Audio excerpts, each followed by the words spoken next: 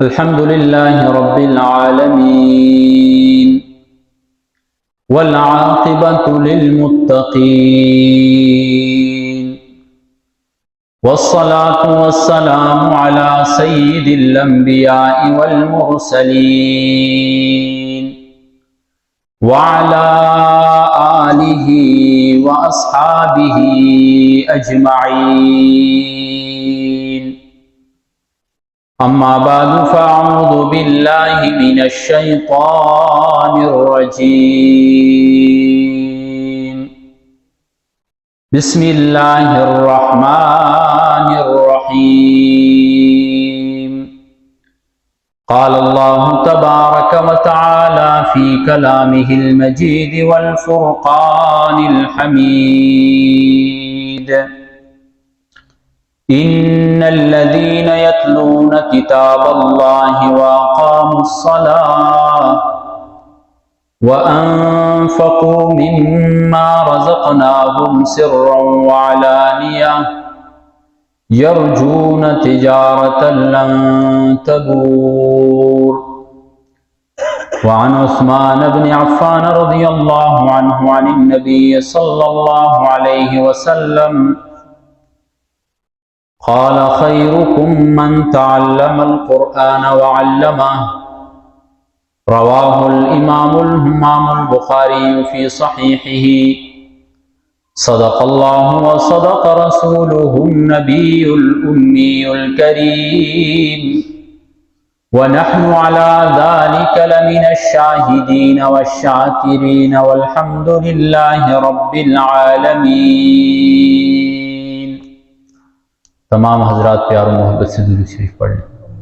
اللہم صلی علی محمد وعلی آل محمد کما صلیت علی ابراہیم وعلی آل ابراہیم انک حمید مجید. اللہم بارک علی محمد وعلی آل محمد کما بارکت علی ابراہیم وعلی آل ابراہیم انک حمید مجید. انتہائی قابل قدر اور قابل عزت میرے بھائیوں، دوستوں، بزرگوں، نوجوان ساتھیوں اور میری معززہ موقرہ ماؤ بہنوں، اللہ تبارک و تعالیٰ کا لاکھ لاکھ شکر ہے کہ اللہ تبارک و تعالیٰ نے ایک مرتبہ پھر ہمیں اپنے گھر کے اندر آنے کی توفیق عطا فرمائی. اس پر اللہ تبارک و تعالیٰ کا جتنا شکر ادا کیا جائے کم ہے.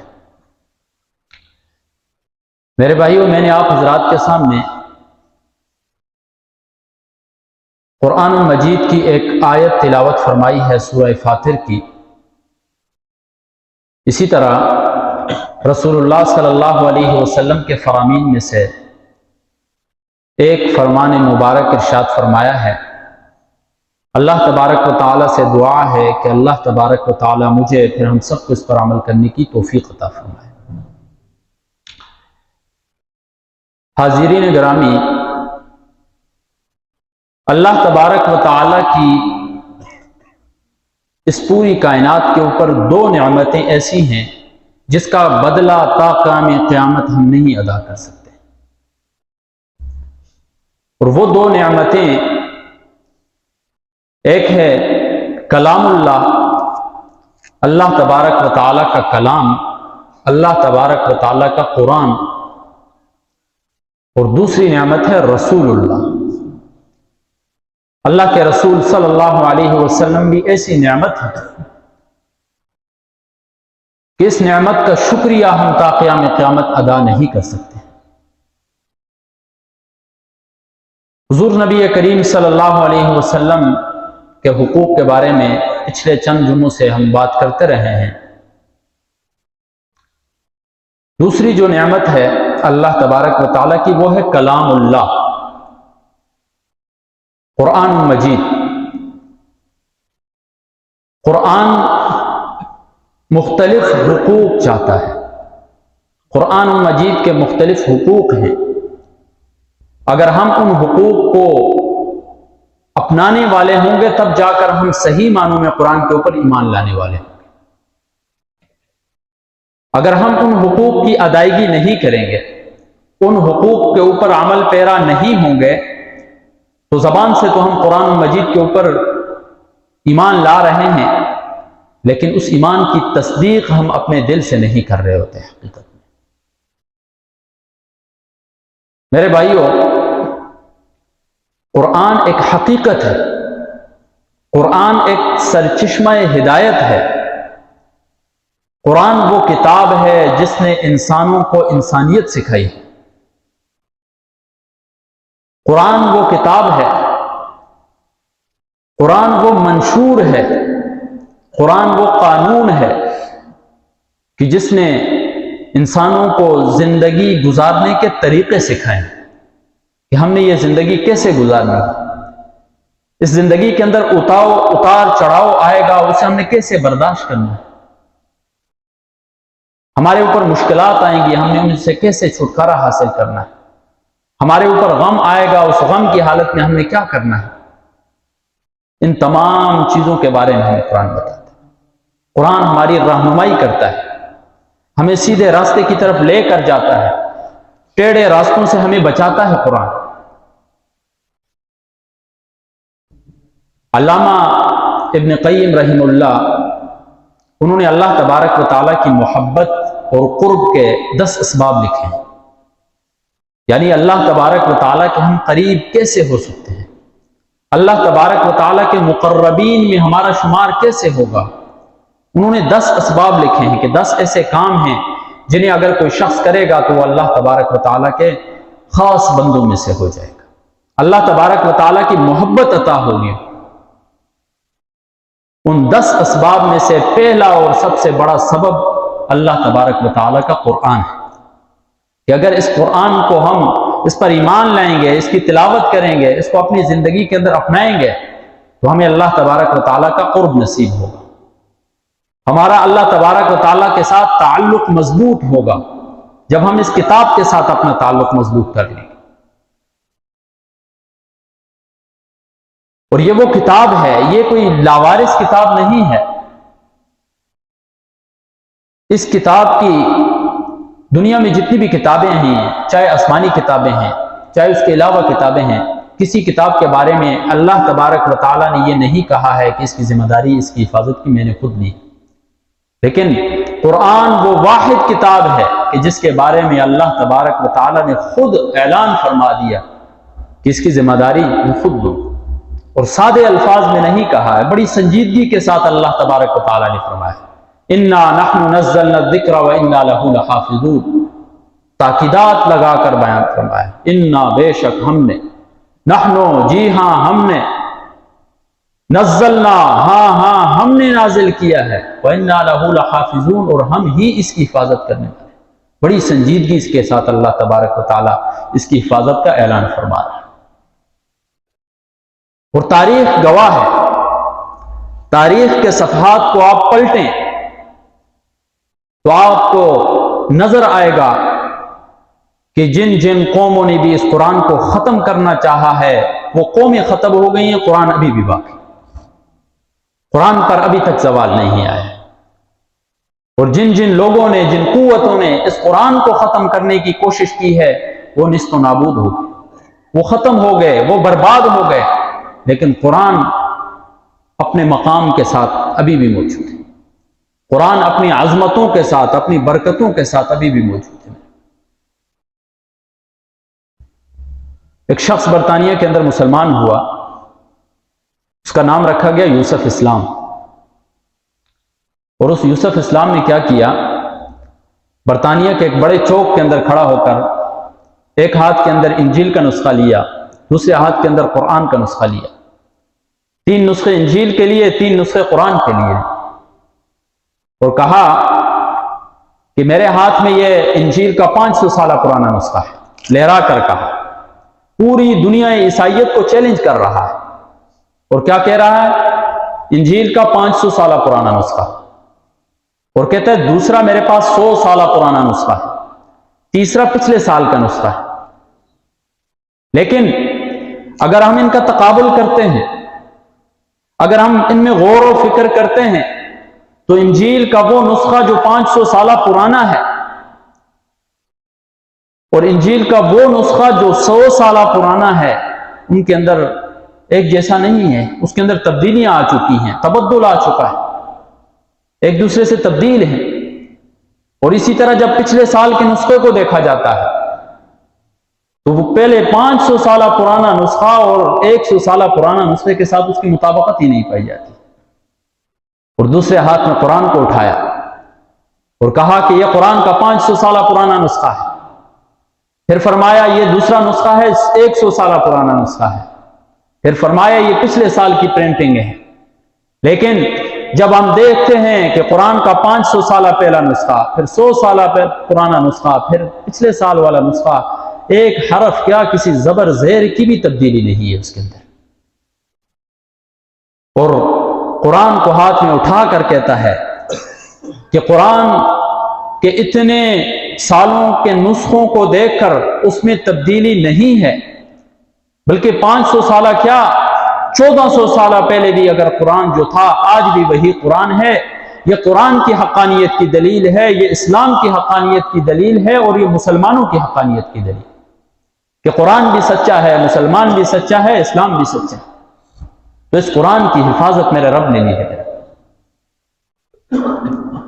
اور جن قوموں نے اس کو ختم کرنے کی کوشش کی ہے وہ ختم ہو گئی۔ یہ واقعہ ایک دو دفعہ میں نے پہلے بھی سنایا ہے۔ رشیا کے اندر جب سوشلزم کا دور آیا اور حکومت وقت نے یہ فیصلہ کیا کہ قرآن پر پابندی لگائی جائے، مسلمان پر پابندی لگائی جائے، اسلام پر پابندی لگائی جائے، حتیٰ کہ اپنے بچے کو لا الہ الا اللہ کا ورد کرانا بھی جرم تھا، گھر کے اندر عربی عبارت رکھنا بھی جرم تھا۔ 70 سال تک یہ دور رہا، قرآن پر پابندی، اسلام پر پابندی، مسلمان پر پابندی۔ لیکن جب 70 سال گزرتے ہیں، ریاستیں آزاد ہوتی ہیں، علماء کرام جمع ہوتے ہیں اور کہتے ہیں کہ ہمارے مسلمان تو نام کے مسلمان ہیں، 70 سال گزر گئے ہیں، یہاں پر اسلام کی تعلیمات جاری نہیں ہوئی ہیں، قرآن کا بول بالا نہیں ہوا ہے۔ ایسا کرتے ہیں، ایک محفل حسن قرات کا انعقاد کرتے ہیں۔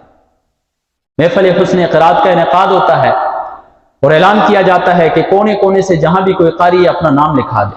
علماء کرام کی یہ سوچ تھی 100 ہوں گے، 110 قاری ہوں گے زیادہ سے زیادہ۔ جب نام لکھائے گئے اور اسٹیج سیکرٹری اسٹیج پر آتا ہے، ایک اعلان کرتا ہے اور دنیا کو حیران کر دیتا ہے۔ اعلان کیا کرتا ہے؟ کہتا ہے کہ ہمیں تو امید تھی کہ 100 یا 110 قاری ہوں گے، حفاظ ہوں گے، لیکن ہمارے پاس جو ابھی نام آ چکے ہیں وہ 8000 سے زیادہ ہو چکے ہیں۔ اتنی پابندی کے باوجود بھی قرآن کا اتنا بول بالا ہوا۔ تو اس وقت انہوں نے قرآن کی کیسے تعلیم جاری رکھی؟ مسجدوں میں تو پابندی تھی، مدرسوں پر تو پابندی تھی، کسان بن گیا، کوئی ٹریکٹر چلا رہا ہے، 7 شاگرد کو بٹھایا قرآن کی تعلیم دے رہا، درزی بن گیا ہے، شاگردوں کو بٹھایا، لوگ سمجھ رہے ہیں انہیں درزی بنا رہا ہے، وہ قرآن کا حافظ بنا رہا تھا انہیں۔ 70 سال تک انہوں نے اس جدوجہد کے ساتھ قرآن کی تعلیم کو جاری رکھا، اور یہ قرآن کا معجزہ ہے کہ قرآن کبھی ختم نہیں ہوتا ہے۔ اس کی حفاظت کا ذمہ اللہ تبارک و تعالی نے۔ تو قرآن کے حقوق میں سے پہلا حق یہ ہے کہ اس کے اوپر ایمان لایا جائے، اور قرآن کے بارے میں ہمارا عقیدہ یہ ہے کہ یہ اللہ تبارک و تعالی کی آسمانی کتاب ہے۔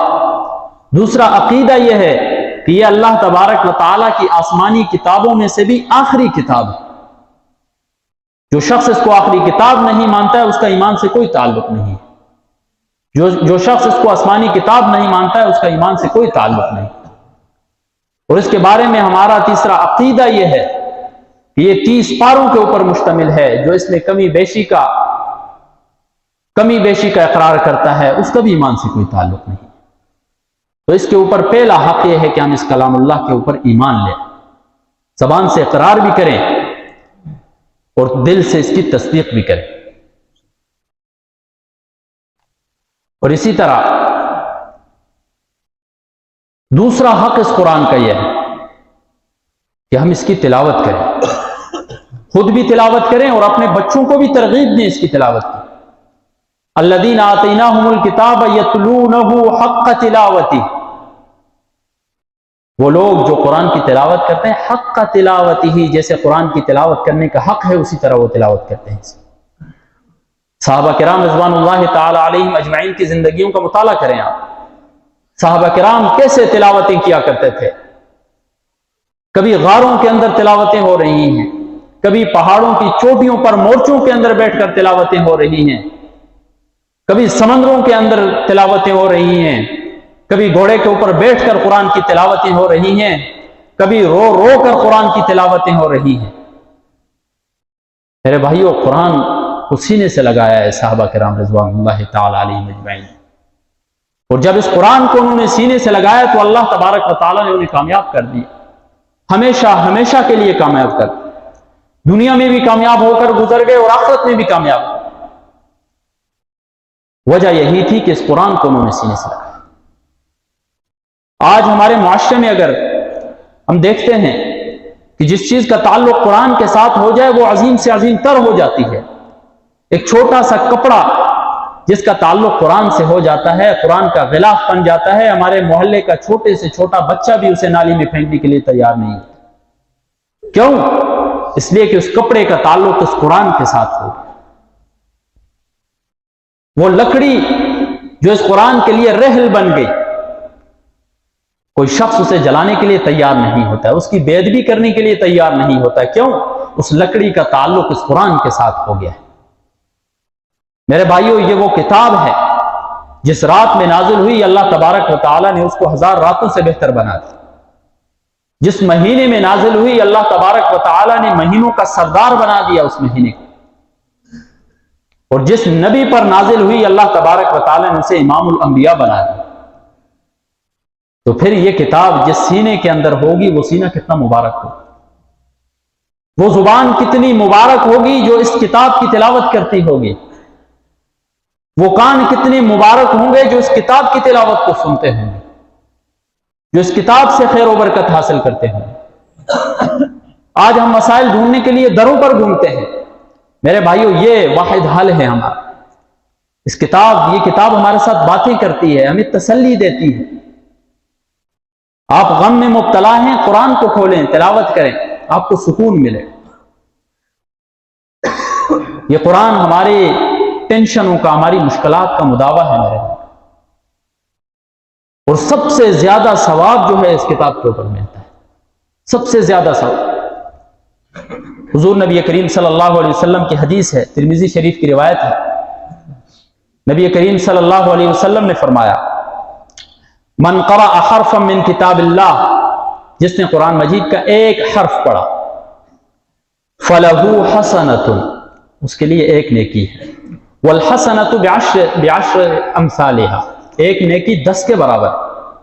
حضور نبی کریم صلی اللہ علیہ وسلم فرماتے ہیں، لا اقول الف لام میم حرف بل الف حرف ولام حرف ومیم حرف، کہ الف بھی حرف ہے، لام بھی حرف ہے، میم بھی حرف ہے، تو ہر حرف کے اوپر 10 نیکیاں صرف الف لام میم کہنے سے اللہ تبارک و تعالیٰ 30 نیکیاں عطا فرماتے ہیں۔ تو جو شخص اس قرآن کی تلاوت کرتا ہے جس میں 6000 سے زائد آیات ہیں، تو اس کو کتنا ثواب ملتا ہے، کتنی بڑی فضیلت کی بات ہے میرے بھائی۔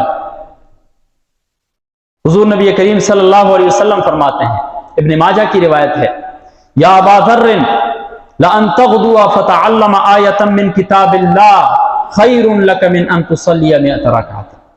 اے ابو ذر، جب تو صبح کرے اور قرآن کی ایک آیت سیکھ لے، قرآن کی ایک آیت سیکھ لے، خیر لک من ان تصلی 100 رکعۃ، یا آپ 100 رکعت نماز نفل ادا کرنے سے بہتر ہے آپ کے لیے۔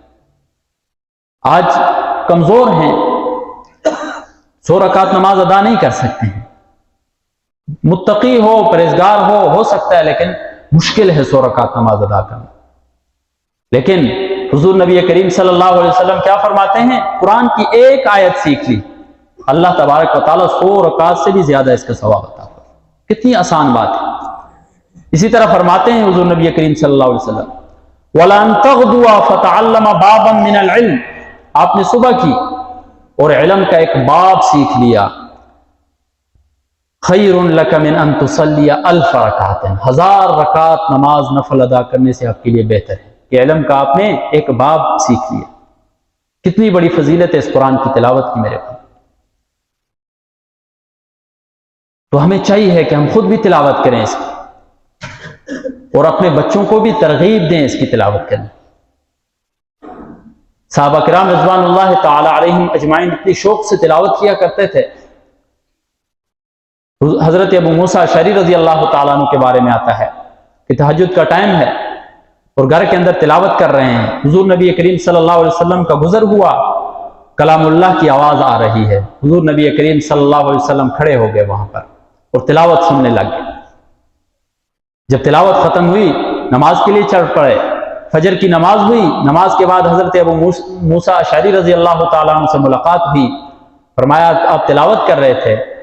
کہنے لگے اے پیارے نبی صلی اللہ علیہ وسلم، اگر مجھے پتا ہوتا کہ میری تلاوت آپ سن رہے ہیں لحبرتھا لک تحبیرا، میں اور خوبصورت انداز میں اس قرآن کو پڑھتا۔ ابی بن کعب کو بلاتے ہیں حضور نبی کریم صلی اللہ علیہ وسلم، اے ابی بن کعب مجھے تلاوت سناؤ، قرآن سناؤ۔ فرماتے ہیں اقرأ علیک وانزل علیک، اے نبی صلی اللہ علیہ وسلم یہ تو قرآن آپ پر نازل ہوا ہے، میں کیسے آپ کے لیے پڑھ سکتا ہوں؟ تو وہ فرماتے ہیں اس کا حکم ہوا ہے۔ کہنے لگے اسمانی لک جبرائیل، جبرائیل نے میرا نام لیا ہے؟ حضور نبی کریم صلی اللہ علیہ وسلم نے فرمایا اے ابی بن کعب اس پر تو کیوں خوش ہوتا ہے؟ جبرائیل نے تو بعد میں نام لیا ہے، اللہ تبارک و تعالیٰ نے آپ کا نام پہلے لیا ہے۔ اور جب قرآن کی تلاوت کی جاتی ہے اللہ تبارک و تعالیٰ خود سنتے ہیں قرآن کی تلاوت۔ تو قرآن کی تلاوت کریں میرے بھائی۔ آج ہم در بدر گھومتے رہتے ہیں اپنی پریشانیاں لے کر، اس قرآن کے اندر موجود ہیں۔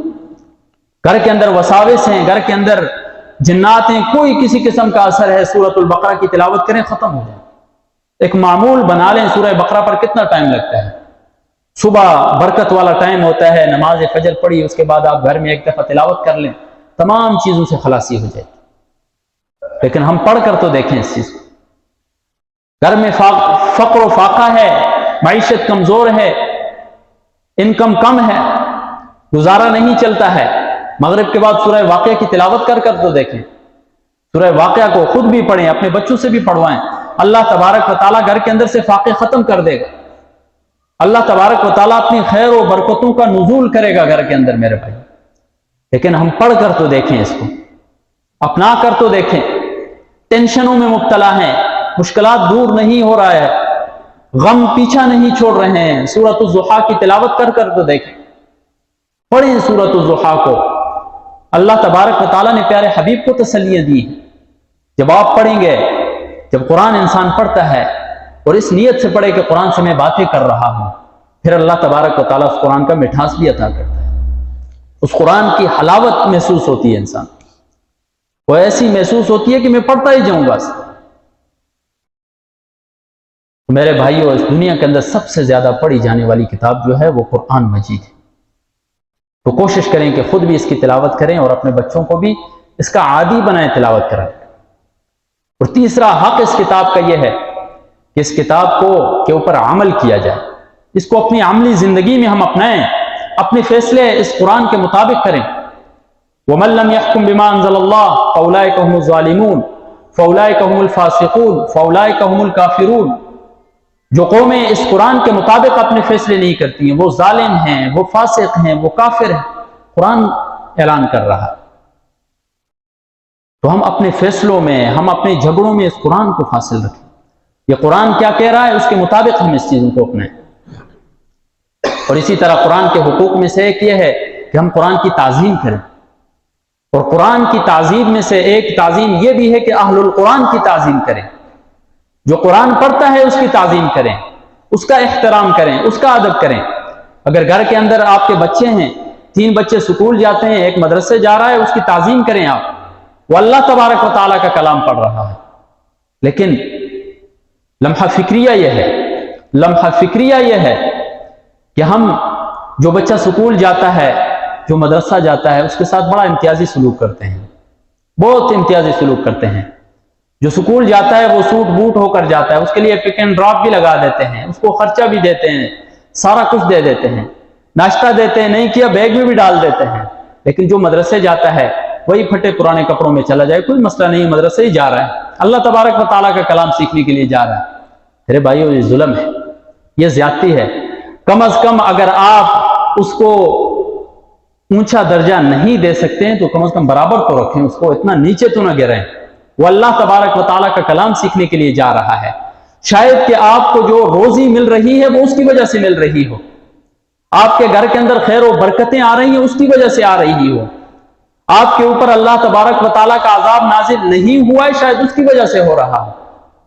کوشش کر کے تو دیکھیں۔